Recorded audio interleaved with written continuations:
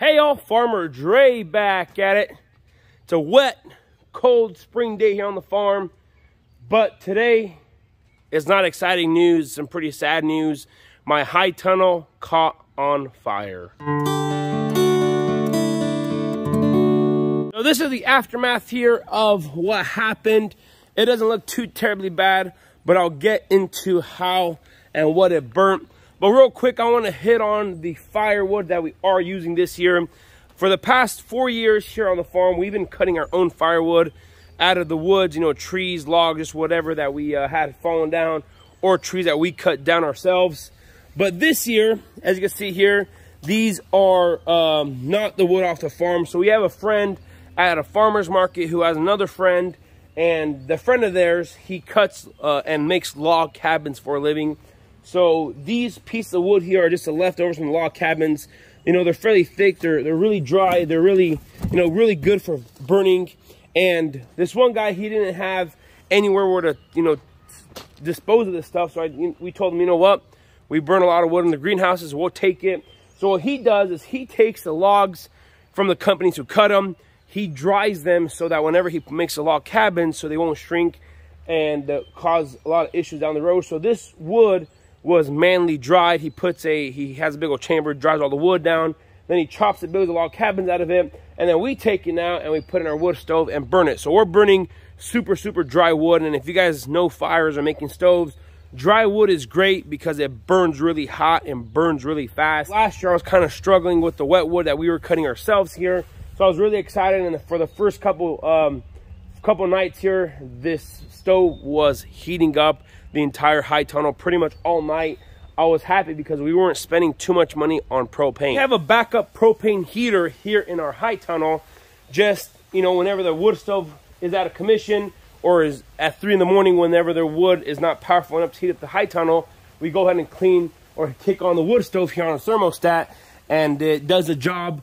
But so far I noticed with this really dry wood, the propane hasn't been kicking off that often. So I was really excited because we were saving money on propane, and the price of propane here in Missouri, I think it's around $2.30 now. So if I could save money on propane, then why not? So anyways, jolly me was super happy and excited that we found some good wood that burns really hot.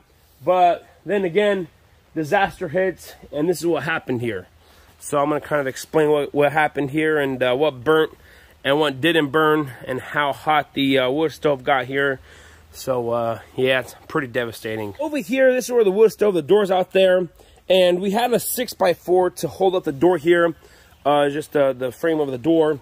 And what happened is the wood stove got so hot that it indirectly burnt the 4x6 there. And you know, over the past 5 years, or this is my 5th year burning with this wood stove here, over these past years, we you know, the wood in here was getting drier and drier every single year, just because, you know, the stove gets so hot that it just continued to dry on the wood. And the wood stove got so hot in this region here that it completely dried out this wood here and it started burning.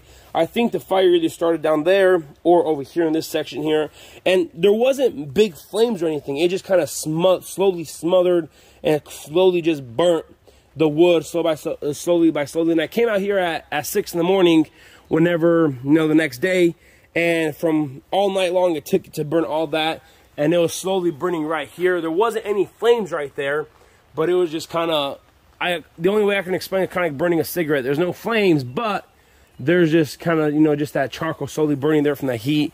So yeah, I was, in a way, it's, you know, through all the disasters here, thank God I didn't burn the plastic too much. I just got a piece of polycarbonate there in the tray there to cover it up. But, you know, we, you know, it could have been way worse. If the whole thing caught in flames, this whole end wall would have caught on fire. We would have lost our curtain machine, the propane heater there, you know, with live propane, you know, could have potentially caught on fire there. So it could have been a big mess. The plastic up top there didn't get touched. So, yeah, it was a bad disaster, but it could have been way worse. You know, if the winches here on the side, if the wood at the winch caught on fire, the entire curtain system would have gone down. And if the fire would have continued to grow, it would have continued wet, and then it would have burnt all our baseboard or our hip boards there But, you know, thank God it was just in this area and didn't expand too much. So just in this section here, this is going to be easy to replace. But we got to thinking, and the wood here on this end wall here is starting to look a little rusty here. So I think this summer, the plan is I'm going to go ahead and keep this as is until it gets hot enough outside. We're going to go ahead and tear down this entire end wall and build an entire end wall out of steel, put steel here, and just do the entire end wall in sheet metal to call it safe, because steel will never catch on fire. That's exactly what happened there. It was very tragic in the moment. You know, I came out here in the morning to check on the tomatoes, and this end wall was smoking here and it was burning. I just got the hose real quick and smothered it down. But yep, this door here has no support now, but it's just staying, it's just holding in that pressure there. So like I mentioned, we're not going to do anything to this until it gets warm enough outside to tear down the entire thing, and then just replace all the boards of metal, all the 2x4s of metal, and we're just going to put sheet metal on the outside of the entire thing here. So we just, because the north side of the tunnel doesn't really have much effect on the light penetrating through there. The problems I had with the wood stove here and why it's so dirty here, so the chimney here it got full and clogged of that gunk from burning wood, and you know, from all that heat and stuff, it started leaking out here.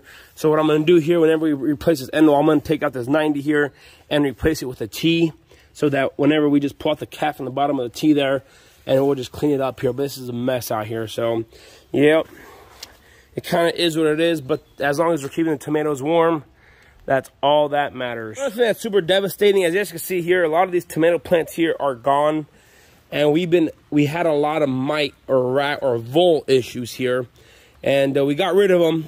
But this is the disaster they did in the first night. They ate the entire row here of tomato plants in one night, and then I put a ton of bait out, and then the second night they started coming in and eating a few plants out of the second row here. But we got them under control. It's already been a week and a half since we transplanted, and we haven't seen any other rat or vole damage anymore.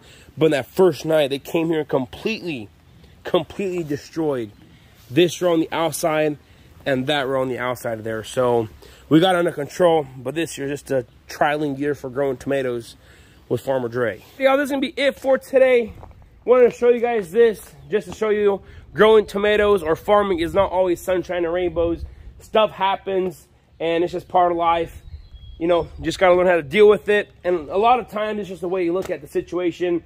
Yes, it was bad, but it could have been way worse. And we're thankful that, you know, just this portion, you know, just burnt, and that's about it. So we're just thankful that it could have been way worse, but it didn't. So, you know, in life, you just got to be optimistic and always look at the bright side, even though it's kind of hard sometimes, but sometimes it is what it is. Just got to learn how to push through it and figure it out. Be it for today. If you guys haven't already, go ahead and check out farmerdresupply.com. That's where you guys are able to find all of your gardening needs. We got tomato seeds, tomato fertilizers, general plant fertilizers. We got seeds, everything that you guys need for your operation, everything that I use here on our farm on a daily basis. Go ahead and check it out. Link is always in the description box below. If you guys enjoyed today's video, go ahead and smash that like button. Go ahead and hit that subscribe button, and we'll see you guys in the next video.